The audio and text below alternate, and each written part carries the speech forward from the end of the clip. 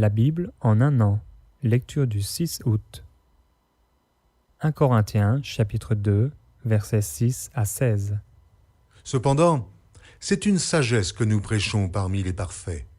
Sagesse qui n'est pas de ce siècle, ni des chefs de ce siècle, qui vont être anéantis. Nous prêchons la sagesse de Dieu, mystérieuse et cachée, que Dieu, avant les siècles, avait destinée pour notre gloire. Sagesse qu'aucun des chefs de ce siècle n'a connue, car, s'ils l'eussent connue, ils n'auraient pas crucifié le Seigneur de gloire. Mais, comme il est écrit, ce sont des choses que l'œil n'a point vues, que l'oreille n'a point entendues, et qui ne sont point montées au cœur de l'homme, des choses que Dieu a préparées pour ceux qui l'aiment. Dieu nous les a révélées par l'Esprit, car l'Esprit sonde tout, même les profondeurs de Dieu. Lequel des hommes, en effet, connaît les choses de l'homme, si ce n'est l'Esprit de l'homme qui est en lui? De même, personne ne connaît les choses de Dieu, si ce n'est l'Esprit de Dieu. Or, nous n'avons pas reçu l'Esprit du monde, mais l'Esprit qui vient de Dieu, afin que nous connaissions les choses que Dieu nous a données par sa grâce. Et nous en parlons non avec des discours qu'enseigne la sagesse humaine, mais avec ceux qu'enseigne l'Esprit, employant un langage spirituel pour les choses spirituelles. Mais l'homme animal ne reçoit pas les choses de l'Esprit de Dieu, car elles sont une folie pour lui. Et il ne peut les connaître parce que c'est spirituellement qu'on en juge. L'homme spirituel, au contraire, juge de tout, et il n'est lui-même jugé par personne, car qui a connu la pensée du Seigneur pour l'instruire? Or nous avons la pensée de Christ. 1 Corinthiens, chapitre 3, versets 1 à 4. Pour moi, frères, ce n'est pas comme à des hommes spirituels que j'ai pu vous parler, mais comme à des hommes charnels, comme à des enfants en Christ. Je vous ai donné du lait, non de la nourriture solide, car vous ne pouviez pas la supporter, et vous ne le pouvez pas même à présent, parce que vous êtes encore charnels. En effet, puisqu'il y a parmi vous de la jalousie et des disputes, n'êtes-vous pas charnels? Et ne marchez-vous pas selon l'homme? Quand quelqu'un dit « moi je suis de Paul » et un autre « moi d'Apollos », n'êtes-vous pas des hommes? Esdras, chapitre 3. Le 7e mois arriva, et les enfants d'Israël étaient dans leur ville. Alors le peuple s'assembla comme un seul homme à Jérusalem. Josué, fils de Jotsadak, avec ses frères les sacrificateurs, et Zorobabel, fils de Shealtiel, avec ses frères, se levèrent et bâtirent l'autel du Dieu d'Israël pour y offrir des holocaustes, selon ce qui est écrit dans la loi de Moïse, homme de Dieu. Ils rétablirent l'autel sur ses fondements, quoiqu'ils eussent à craindre les peuples du pays, et ils y offrirent des holocaustes à l'Éternel, les holocaustes du matin et du soir. Ils célébrèrent la fête des tabernacles, comme il est écrit, et ils offrirent jour par jour des holocaustes, selon le nombre ordonné pour chaque jour. Après cela, ils offrirent l'holocauste perpétuel, les holocaustes des nouvelles lunes et de toutes les solennités consacrées à l'Éternel, et ceux de quiconque faisait des offrandes volontaires à l'Éternel. Dès le 1er jour du 7e mois, ils commencèrent à offrir à l'Éternel des holocaustes. Cependant, les fondements du temple de l'Éternel n'étaient pas encore posés. On donna de l'argent aux tailleurs de pierre et aux charpentiers, et des vivres, des boissons et de l'huile aux Sidoniens et aux Tyriens, pour qu'ils amenassent par mer jusqu'à Japhos des bois de cèdre du Liban, suivant l'autorisation qu'on avait eue de Cyrus, roi de Perse.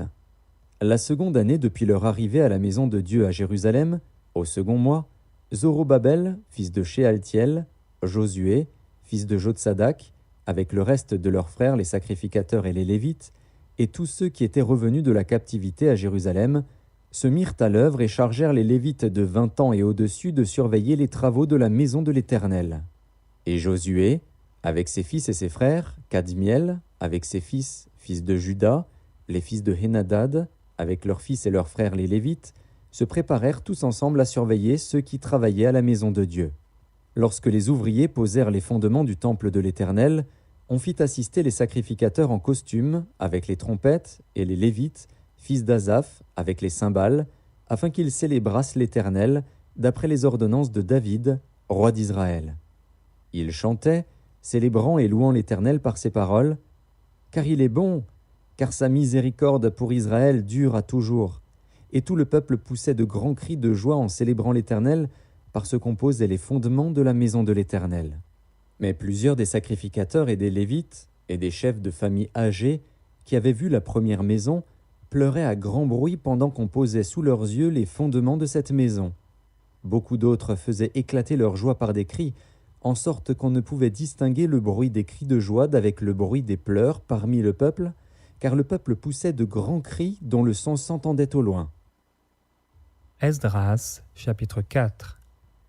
Les ennemis de Juda et de Benjamin apprirent que les fils de la captivité bâtissaient un temple à l'Éternel, le Dieu d'Israël.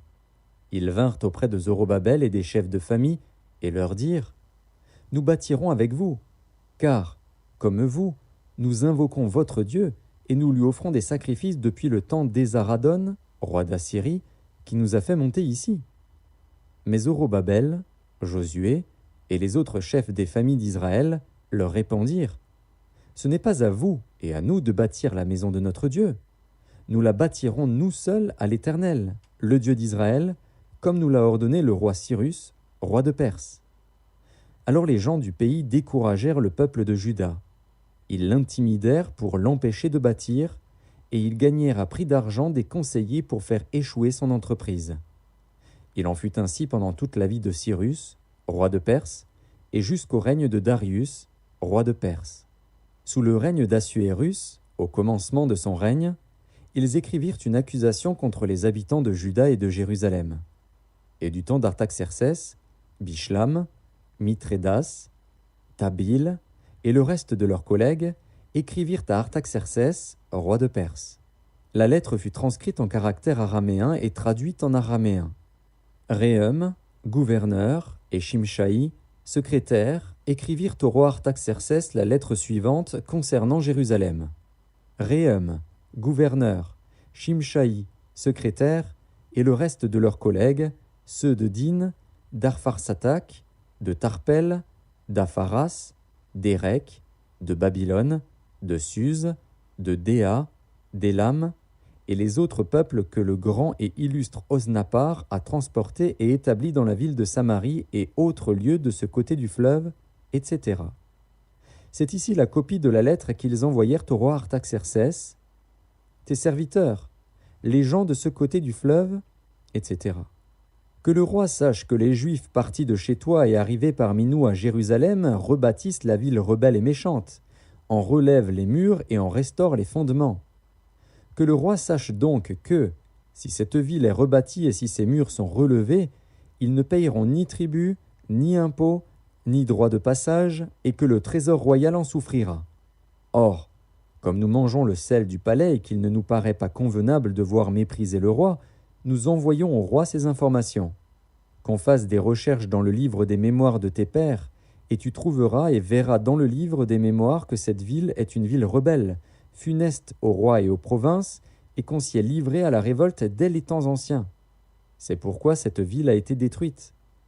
Nous faisons savoir au roi que, si cette ville est rebâtie et si ses murs sont relevés, par cela même tu n'auras plus de possession de ce côté du fleuve. » Réponse envoyée par le roi à Réhum, gouverneur, à Shimshaï, secrétaire, et au reste de leurs collègues, demeurant à Samarie et autres lieux de l'autre côté du fleuve. Salut, etc. La lettre que vous nous avez envoyée a été lue exactement devant moi. J'ai donné ordre de faire des recherches, et l'on a trouvé que dès les temps anciens, cette ville s'est soulevée contre les rois, et qu'on s'y est livré à la sédition et à la révolte. Il y eut à Jérusalem des rois puissants, maîtres de tout le pays de l'autre côté du fleuve, et auxquels on payait tribut, impôts et droits de passage. En conséquence, ordonnez de faire cesser les travaux de ces gens, afin que cette ville ne se rebâtisse point avant une autorisation de ma part. Gardez-vous de mettre en cela de la négligence, de peur que le mal n'augmente au préjudice des rois. Aussitôt que la copie de la lettre du roi Artaxercès eut été lue devant Réhum, Shimshaï, le secrétaire, et leurs collègues, ils allèrent en hâte à Jérusalem vers les Juifs et firent cesser leurs travaux par violence et par force. Alors s'arrêta l'ouvrage de la maison de Dieu à Jérusalem, et il fut interrompu jusqu'à la seconde année du règne de Darius, roi de Perse. Psaume chapitre 28. Éternel, c'est à toi que je crie, mon rocher. Ne reste pas sourd à ma voix, de peur que, si tu t'éloignes sans me répondre, je ne sois semblable à ceux qui descendent dans la fosse. Écoute la voix de mes supplications quand je crie à toi, quand j'élève mes mains vers ton sanctuaire. Ne m'emporte pas avec les méchants et les hommes iniques, qui parlent de paix à leurs prochains et qui ont la malice dans leur cœur. Rends-leur selon leurs œuvres et selon la malice de leurs actions. Rends-leur selon l'ouvrage de leurs mains. Donne-leur le salaire qu'ils méritent. Car ils ne sont pas attentifs aux œuvres de l'Éternel, à l'ouvrage de ses mains, qu'il les renverse et ne les relève point. Béni soit l'Éternel, car il exauce la voix de mes supplications. L'Éternel est ma force et mon bouclier. En lui mon cœur se confie, et je suis secouru. J'ai de l'allégresse dans le cœur, et je le loue par mes chants. L'Éternel est la force de son peuple. Il est le rocher des délivrances de son oint. Sauve ton peuple et bénis ton héritage. Sois leur berger et leur soutien pour toujours. Proverbes chapitre 20, versets 24 et 25. C'est l'Éternel qui dirige les pas de l'homme, mais l'homme peut-il comprendre sa voie? C'est un piège pour l'homme que de prendre à la légère un engagement sacré et de ne réfléchir qu'après avoir fait un vœu.